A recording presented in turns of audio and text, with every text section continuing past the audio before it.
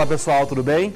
Espero que bem. Professor Pedro aqui, com vocês, para conversar um pouco sobre a empregada doméstica. Então, nossa aula de hoje, tema empregado doméstico, tá? Lei 150/2015. Vamos falar aqui os principais pontos deste tema. Horas extra, intervalo, o que é empregado doméstico, que é o principal ponto que nós temos que conversar. Tá certo? Mas vamos lá. Sem mais delongas, igual eu sempre digo, vamos aqui iniciar a nossa aula de hoje. Bom, conforme já está no material aqui, já está aqui para vocês, nossa aula de hoje é sobre o empregado doméstico. Digo empregado doméstico é o principal ponto que tem que ficar bem vinculado na mente de vocês.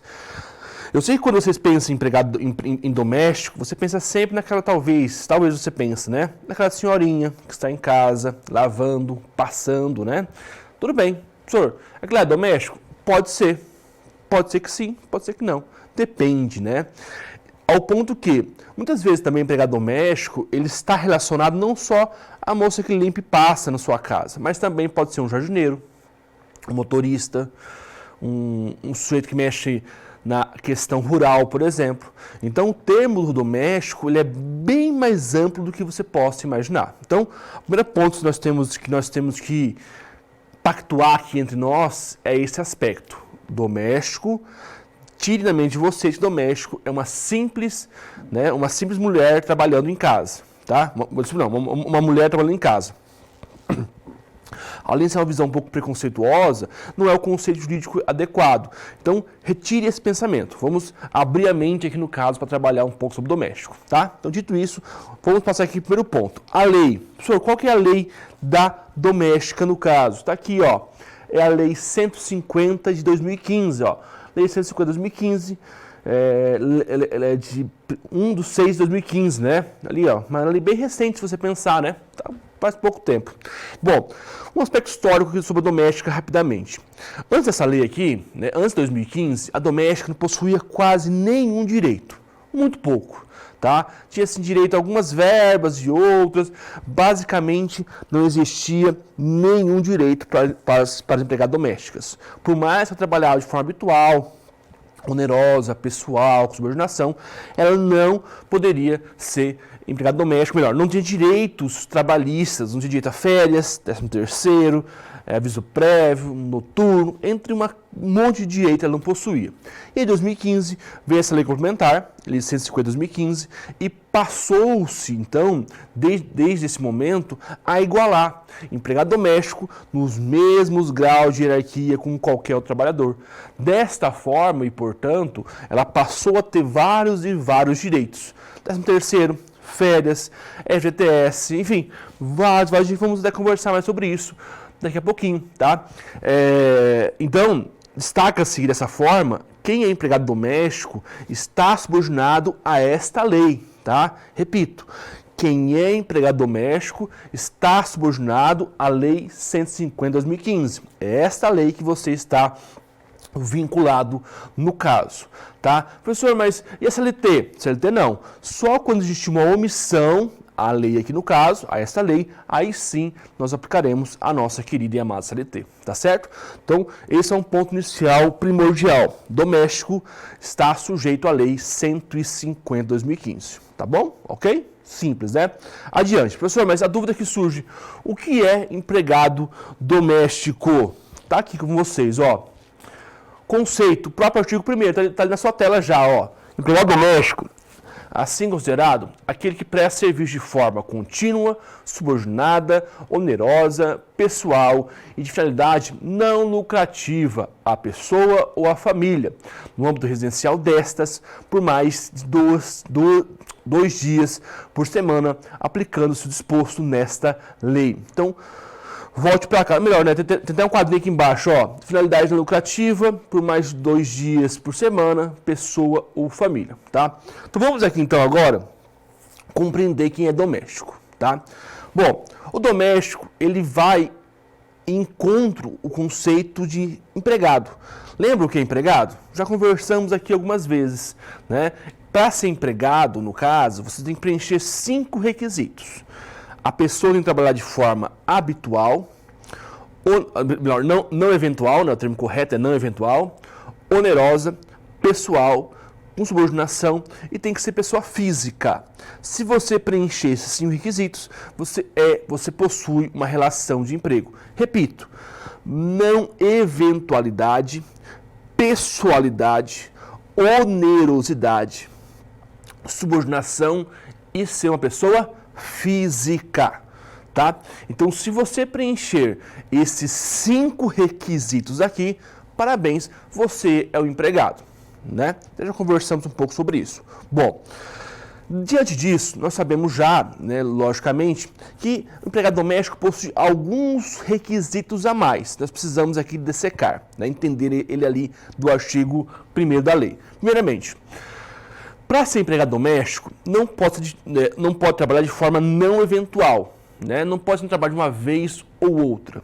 Aqui no caso da legislação trabalhista, da lei especificamente, ela estipulou um prazo. Para ser empregado doméstico, o primeiro requisito aqui, ó, tem que trabalhar mais do que 2 vezes na semana. Repito, para ser empregado doméstico, tem que trabalhar mais do que 2 vezes na semana. Ou seja, se a sua doméstica, se a sua funcionária, melhor, vai à sua casa segunda e sábado, por exemplo, é doméstico? Nananina não. E quem que é nesse caso, então? Nesse caso, qual empregado que é? É uma diarista. Isso mesmo, trabalhador autônomo. Então, se a moça que vai na sua casa, como por exemplo aqui, limpar o seu apartamento, ela vai na segunda-feira, é doméstico, sim ou não? Não, é diarista. Ela vai segunda e quarta, é doméstico? Não, é diarista. Professor, se ela vai segunda, quarta e sexta, é doméstico? Opa, preencheu o primeiro requisito. Não sei se é doméstico, mas já preencheu o primeiro requisito aqui no caso, tá? Beleza? Então fique atento a isso. Doméstico é mais do que 2 vezes na semana. Ou, pode usar o termo assim, 3 vezes em diante, né? Então, mais do que 2 vezes. 2 vezes não é doméstico, não preenche esse requisito aqui da não eventualidade. Show de bola, professor? Legal, legal. Não eventualidade. Pessoalidade, né? É a doméstica que tem que exercer aquela função, né? Tem que ser pessoa física, né? A pessoa da doméstica tem que ir lá trabalhar. No caso, além disso, né, tem que ter uma subordinação, né? Tem que ser subordinada a você, igual está aqui na lei também, e tem que receber essa onerosidade no caso. Bom, esses pontos já conhecemos, já conversamos, igual eu acabei de falar aqui mais cedo. Mas a doméstica possui um outro elemento aqui importante. É trabalhar para um ente, para uma finalidade não lucrativa. Olha que legal isso, pessoal. Doméstico tem que trabalhar para uma pessoa, o seu empregador tem que ser um local sem fins lucrativos, né? Ou seja, pessoa ou família.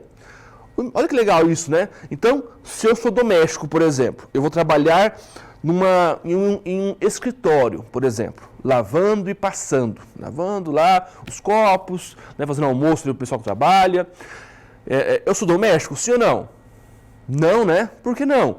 Porque o doméstico obrigatoriamente, repito, obrigatoriamente deve trabalhar para uma pessoa ou uma família. Como digo pessoa, é pessoa natural, tá? Sem fins lucrativos, no caso, neste ponto, tá? Pessoal, como assim pessoa e família? Pessoa, tá? Quando o termo aqui é pessoa ou família, diz respeito a sem fins lucrativos, no caso. Explico melhor isso, ó. Família, vamos começar com o termo família. A família por si só não é só aquele propaganda de manteiga, né? Que ali é a mãe, o pai, a esposa, o marido, o filho, o cachorro ali junto, tá? Isso é família? Também. Mas pro direito aqui, pro direito do trabalho, família, ele vai mais além do que isso. Família é sem fins lucrativos. A minha casa que eu trabalho não tem fins lucrativos. É o meu santuário, né? No caso, moro lá e não é fins lucrativos no caso. Veja que então dessa forma, uma família pode ser, por exemplo, uma família homossexual, logicamente, né? Homossexual, heterossexual, pode ser família, isso é lógico, né? Mas também pode ser uma simples república de estudante. Olha que legal isso. Professor, por exemplo, eu estou muito tempo fora e eu sempre morei em repúblicas de estudantes, né? Morava eu, João, Felipe, fazíamos faculdade na época, morávamos lá. E sempre, mas sabe como é que é, rapazes, né? Sempre bem bagunçado, a limpeza nunca é algo cotidiano nas nossas vidas, né? E aí a gente chamava uma moça para limpar lá. Se essa moça fosse limpar a nossa república, segunda, terça e quarta, por exemplo, segunda, terça, quarta e quinta, 4 vezes a semana ainda, né? No caso, é doméstica? Sim, porque a república que eu morava era sem fins lucrativos. Trabalhava lá, morava lá, eu, João, era quase como se fosse uma família junto lá, tá? Beleza? Tudo bem até aqui? Então, por exemplo, uma república pode ser sem fins lucrativos. Agora, pessoal, me surgiu uma dúvida assim, e se for, por exemplo, um local que as pessoas alugam, um pensionato, por exemplo, essa moça doméstica? Nananina não, porque o pensionato tem fins lucrativos nesse caso. E dessa forma, portanto, ela não será doméstica, será empregado registrado pela CLT, no caso, tá? Então, um pensionato não é doméstico, tá? Por quê? Porque lá, no caso, tem fins lucrativos nesse ponto. Beleza? Deixa eu virar para essa câmera aqui, ó, ver se vocês conseguem pegar aqui, ó, ficou legal. Ó, dúvida que surge, que é muito comum em sala de aula. Professor, e se a mulher, por exemplo, a mulher está trabalhando na minha casa, por exemplo, lá a Dona Maria, trabalha em casa. Segunda, terça e quarta. É doméstica. Minha casa está lá, bonitinho.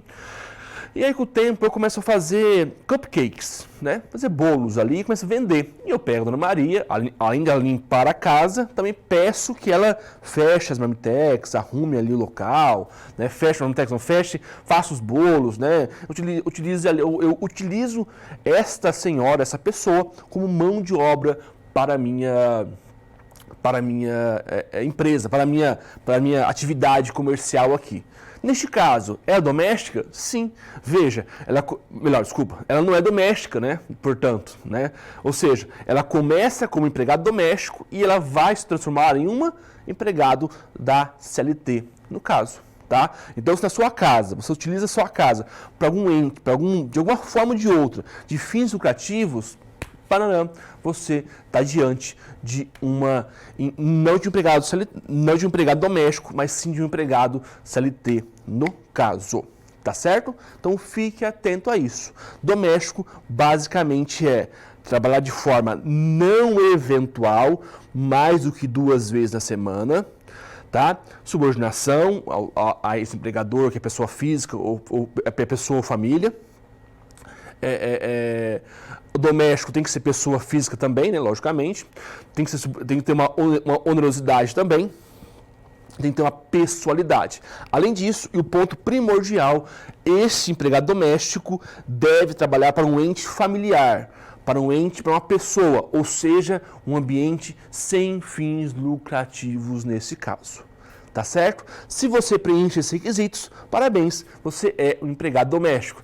Ou, se você possui alguém trabalhando na sua casa com esses requisitos, parabéns, você é um empregado doméstico. Ou, você não me aprova, né? Cai uma questão dessa.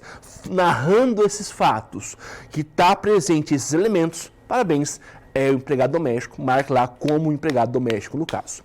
Tá bom? Ok? Volte para cá então, por favor. Olha que legal, rapidamente, né? Outro ponto importante que surge aqui também é o seguinte, quando eu falo em doméstico, também existe a questão do próprio doméstico e do rural, né? Surge uma diferenciação entre ambas. Eu sempre gosto de trabalhar nesse ponto aqui especificamente. Porque veja, o doméstico, por sinal, ele trabalha para um ambiente sem fins lucrativos, ok? Falamos aqui agora. O rural trabalha para um ambiente com fins lucrativos em uma atividade agroeconômica. Olha que legal isso aqui então. Para um pouquinho ali, presta atenção em mim, por favor. Olha só, a doméstica. Se a doméstica, vamos pensar assim, eu tenho uma chácara, eu tenho um sítio. E esse sítio é para o meu lazer. Eu vou lá, final de semana, fico lá, vejo as galinhas são para o meu consumo, tenho lá um boi, um cabritinho, tudo meu consumo, minha família e tal, não vendo nada. Se tem nesse ambiente uma mulher, um senhor, melhor, um homem, pegar um homem lá que é mais fácil de vocês pensarem, né, de visualizarem. Tem um homem andando a cavalo, mexendo com as ovelhas, com o gado, no caso, de forma habitual, onerosa, subordinado, trabalha 2 vezes por semana, 3 vezes por semana, e assim vai indo. Esse senhor, por exemplo, é empregado doméstico, sim ou não? E aí, o que vocês acham? Olha, quem respondeu sim aí em casa, eu tenho certeza que vocês gritaram, sim, professor, né? Mas quem respondeu sim, é verdade, é empregado doméstico. Por quê? É empregado doméstico porque esse sujeito que eu acabei de narrar aqui no caso, a minha chácara é sem fins lucrativos. Ele é um empregado doméstico. Olha que legal, professor. Nossa, que loucura. Professor, então, qual lei ele vai ser subordinado? Ele vai ser subordinado à lei do rural, Lei 5889/73. É esta lei que ele vai estar subordinado. Repito a lei, né? Lei 5889 de 73. É essa lei que ele está subordinado, porque o Pedro aqui, no caso, né? Não, eu acabei falando errado, perdão, volte aqui um pouquinho, no meu exemplo aqui anteriormente, né? Acabei confundindo, eu já estou meio confuso aqui. Mas novamente aqui, ó, se a empregado é doméstico, se nesse caso a minha chácara é sem fins lucrativos, ele é empregado doméstico, tá? Perdão, ele é empregado doméstico no caso. Então, novamente o exemplo, tá? Se ele trabalha de forma habitual, onerosa, pessoal, subordinação, tudo isso, e trabalha para um ambiente sem fins lucrativos, no meu exemplo aqui no caso, eu tenho umas ovelhas, mas eu consumo as ovelhas, eu não vendo as ovelhas, esse cara é um empregado doméstico. Por mais que você pense que ele não é, né? Não é, né? Ele não é, né? Porque trabalha no campo, no rural, tal. É doméstico, sim. É meio estranho pensar isso, né? Por isso que eu falei com vocês que é importante ficar atento, tá? Que especificamente, no caso, né, não pense somente na atividade exercida pelo sujeito. Né? Não pense, o sujeito está no campo, área rural, é rural. O sujeito está dentro de casa, ambiente fechado, é doméstica. Não pense assim, o pensamento está errado. Tem que pensar nos requisitos. Então, desta forma, eu fiz uma lambança aqui quase agora, mas desta forma, se eu tenho uma chácara no lazer, contrato o seu Sebastião para trabalhar comigo, para mexer com as ovelhas. Essas ovelhas são exclusivamente para o meu consumo.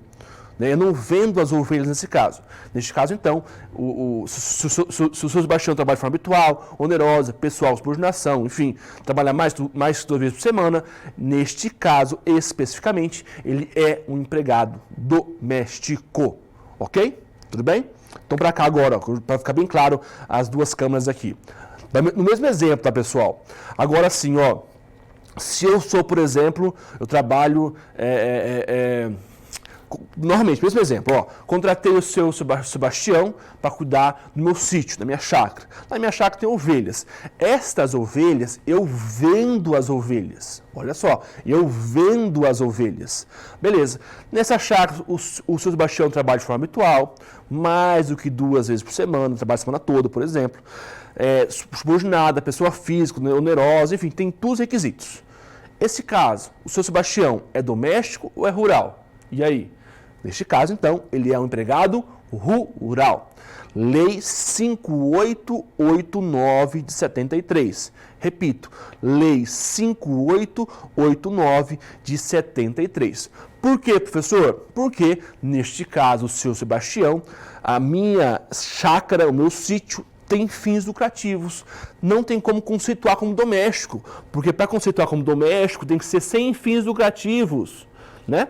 Então, nesse caso aqui, ele passa a ser um empregado rural, no caso. Olha que loucura, professor. Sério? Sério, sério. Então, veja, a diferença de rural e doméstico, ele está vinculado ao empregador. Então, se a minha prova, prova de OAB, concurso, o que for, que é uma questão dessa, olhe para o empregador. Não importa se a questão é 2 folhas narrando, só tem que olhar isso. Tem fins lucrativos? Olha para a questão. O empregador lucra com esse local. Opa, se lucrou, é rural. Professor, olhei, não lucrou. Então não é rural, então é doméstico neste caso. Tá certo? Tudo bem? Olha, isso aqui é bem importante, tá? As minhas provas sempre caem, fique atento a esses aspectos aqui, tá? Volte para cá novamente. Vamos finalizar aqui na sala de hoje. Vou dar alguns exemplos de doméstico, então, tá? Pensar assim, ó. Doméstico. A moça que limpa minha casa é doméstico? Depende, né? Depende, ou seja, se a minha casa é sem fins lucrativos, é doméstico. Por exemplo, eu tenho um jardineiro na minha casa, um jardineiro, são aquelas casas ricas, mansões, igual as novelas, né, das 8 ali, né, no caso. E ali tem um jardineiro que trabalha todos os dias, habitualmente, blá, blá, blá, para minha casa sem fins lucrativos. Esse sujeito é doméstico, sim ou não? Sim, né? Outro exemplo, pensar assim, um motorista, né? Pensar assim, tem o Pedro Júnior, vamos pensar se tivesse um filho, né? O Pedro Júnior, também naquele mesmo cenário, né? No Vale das 8, vai buscar, tem motorista que vai buscar o Pedro Júnior no colégio para trazer de volta, é o meu motorista particular na minha casa. Esse cara é doméstico? Sim, também é doméstico. Veja, quantos domésticos, né? Olha, o turista, o jardineiro, doméstico. A questão do motorista é doméstico. A moça que limpa minha casa pode ser doméstico. O sujeito que trabalha na zona rural, por exemplo, pode ser doméstico. Olha quantos domésticos nós temos aqui. Tá? Loucura, né? Legal, legal. Então, ó, fechamos por aqui nossa aula de hoje, batemos um papo sobre o conceito de empregado doméstico. Dessa forma, o artigo 1º conceitua o empregado doméstico como sendo o sujeito que trabalha de forma, tá ali, ó, contínua, subordinada, onerosa, pessoal e sendo pessoa física. Essa continuidade é trabalhar mais do que 2 vezes na semana, destacando sempre que empregado doméstico trabalha para um ente sem fins lucrativos. O empregador, neste caso, ele não tem fins lucrativos em seu ambiente de trabalho. Tá certo? Então é isso. Fechamos por aqui. Até mais. Tchau, tchau. Bons estudos, hein?